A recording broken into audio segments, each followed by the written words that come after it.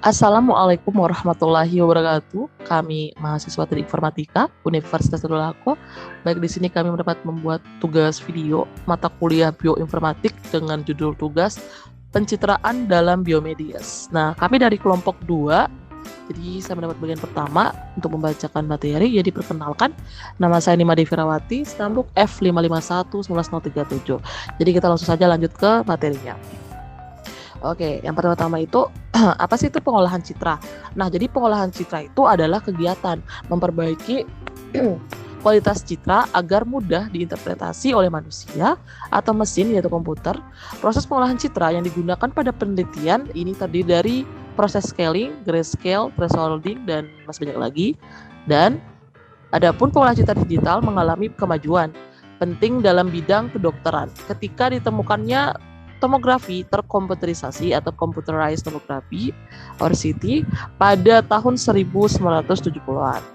Dan kini teknologi tomografi tersebut sudah maju dan sangat pesat. Jadi kita lanjut. Pengolahan citra digital dapat digunakan untuk deteksi tumor atau kanker rahim, identifikasi penyakit paru-paru, identifikasi penyakit hati, identifikasi penyakit tulang, segmentasi tulang dari otot yang lainnya, klasifikasi gigi, dan analisis citra mikroskopis. Jadi itulah tadi kegunaan atau manfaat kelebihan dari pengolahan citra digital sendiri. Oke, baik, selanjutnya akan dilanjutkan oleh rekan-rekan saya. Terima kasih. Perkenalkan, saya Nirul Putu Aprilia, stambuk F551-19023. Saya akan membacakan materi bagian sinar X atau X-ray. Sinar X atau X-ray adalah suatu radiasi gelombang elektromagnetik yang umumnya berfungsi menampilkan bagian-bagian dalam tubuh atau dengan kata lain digunakan dalam diagnosis gambar medis dan kristalografi sinar X. Kemampuan dari sinar X menembus benda disebabkan oleh dua hal. Yang pertama adalah karena panjang gelombang sinar ini sangat kecil, dan yang kedua karena sinar X adalah gelombang elektromagnetik yang berinteraksi lemah dengan benda pada umumnya. Dengan ditemukannya kamera CCD atau Chart Coupled Device, peralatan sinar X digital mulai dikembangkan. Seiring perkembangan teknologi komputer dan dengan adanya sinar X dalam bentuk digital, berbagai teknik pengolahan data mulai dikembangkan. Salah satu di antaranya adalah DSA atau Digital Subtraction Angiography, suatu teknik pengolahan citra sinar X yang relatif sederhana namun memiliki manfaat yang besar. Dan di sebelah sini ada salah satu contoh gambar dari hasil pencitraan DSA. Assalamualaikum warahmatullahi wabarakatuh. Nama saya Imam Zakirin, stambuk F551-18115. Di sini saya akan menjelaskan materi tentang komputer tomography scan atau biasa disebut CT scan. CT scan adalah prosedur menggabungkan serangkaian gambar X-ray yang diambil dari berbagai sisi di sekitar tubuh seseorang. Pemeriksaan ini menggunakan komputer untuk membuat gambar cross-sectional tulang, pembuluh darah, dan jaringan lunak yang ada di dalam tubuh orang tersebut. Prosedur ini menunjukkan gambar yang lebih detail daripada X-ray. Pada sebuah perangkat CT terdapat satu sumber sinar X di satu sisi dan sederetan pengindar sinar X di sisi lain. Karena sinar X dapat berjalan lurus menembus benda, dalam hal ini tubuh pasien, maka setiap pengindar akan menangkap tingkat redaman pada lintasan tertentu yang diambil dari sudut tertentu pula. Contoh hasil dari metode CT scan dapat dilihat dari gambar di bawah ini. Bismillahirrahmanirrahim. Assalamualaikum warahmatullahi wabarakatuh. Perkenalkan, nama saya Ninik Surulanari, stambuk F551-18007. Baiklah, di sini saya akan menjelaskan mengenai tentang magnetic resonance imaging atau yang biasa disebut dengan MRI.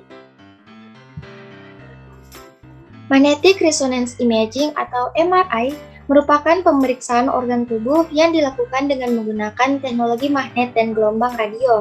Nah, pemeriksaan ini dilakukan untuk mendapatkan hasil gambar organ, tulang, dan jaringan di dalam tubuh secara rinci dan mendalam.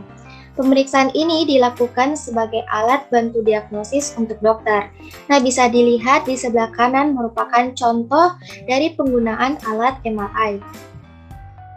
Nah, peralatan MRI ini dibuat pertama kali pada tahun 1970-an oleh Paul Lauterbur dan Peter Mansfield.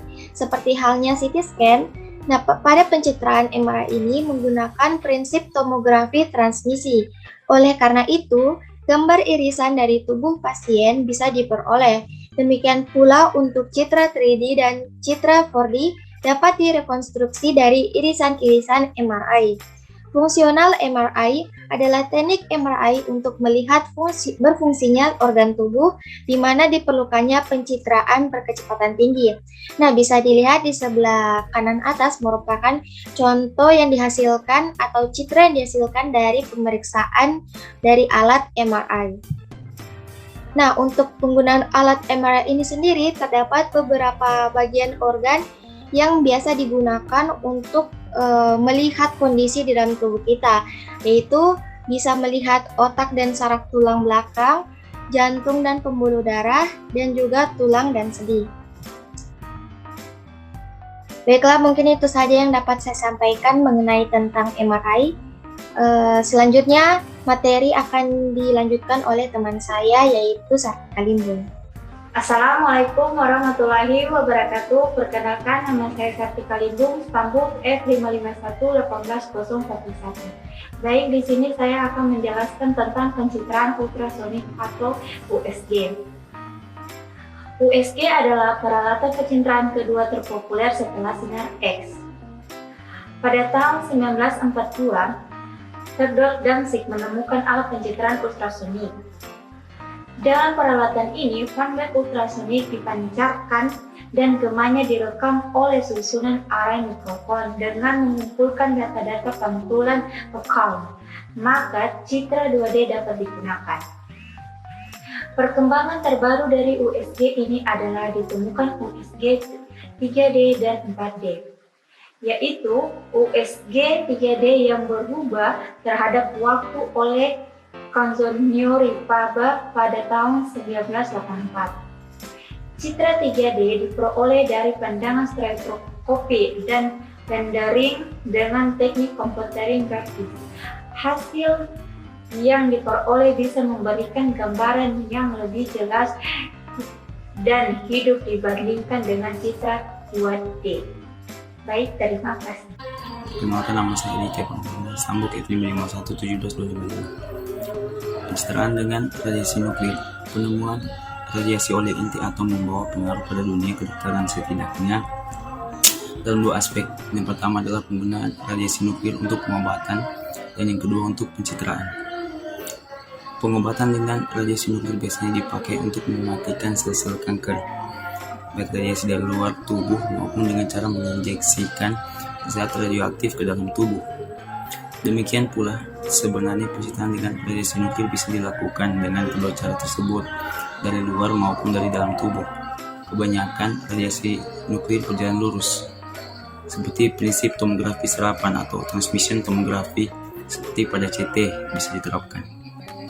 Kemudian poin selanjutnya, teknik pencitraan biomedika lainnya. Di samping teknik pencitraan yang telah dijelaskan, ada beberapa macam teknik pencitraan lain yang bisa dikategorikan ke dalam pencitraan biomedika, tetapi belum dikenal secara luas dalam dunia kedokteran, yaitu endoskopi, pencitraan retina, MEG atau magnetoencephalografi, dan macam-macam mikroskop. Endoskopi adalah teknik pencitraan bagian dalam tubuh dengan cara memasukkan kamera kecil atau peralatan lain sehingga organ yang diinginkan dapat teramati. Perkembangan paling baru dari teknik ini adalah dikembangkannya peralatan berbentuk kapsul yang dalamnya dilengkapi dengan kamera dan sirkuit elektronik pendukung, misalnya pemancar radio. Kapsul ini ditelan oleh pasien dan selama perjalanan di dalam usus, alat ini memancarkan video hasil pengamatan keluar. Dengan demikian, dokter dapat melihat bagian mana dari usus yang sakit. Misalnya, usus yang terkena infeksi atau luka. Nama saya Eliza Yuvita Rizkika, stambuk F551-18008. Pencitraan retina dilakukan oleh dokter mata untuk melihat kelainan pada mata pasien, melihat kontur kornea mata untuk pembedahan lasik atau mendiagnosis penyakit yang gejalanya dapat diamati dari mata. Misalnya diabetes. MEG adalah teknik mendeteksi medan magnet dari otak dan melihat sebenarnya. Saat tak melakukan aktivitas, neuro akan melakukan firing, yaitu menjadi aktif dan mengirimkan sinyal listrik. Tentu saja sinyal ini menimbulkan medan magnet, sesuai hukum Maxwell. Deteksi medan magnet ini sangat sulit karena kecilnya fluks yang dibangkitkan, sehingga dipakai peralatan pendeteksi magnet yang super sensitif, yaitu SQUID atau Super Quantum Inference Device. Mikroskop adalah salah satu alat bantu kedokteran yang telah dikenal lama, ditemukan oleh Johannes dan Zaccharos Janus tahun 1595. Mikroskop mengalami banyak kemajuan pesat, seperti penemuan mikroskop phase kontras oleh Zernike tahun 1953, mikroskop elektron oleh Ernst Rusk pada tahun 1986, mikroskop akustik, dan lain sebagainya. Sekian, Assalamualaikum warahmatullahi wabarakatuh.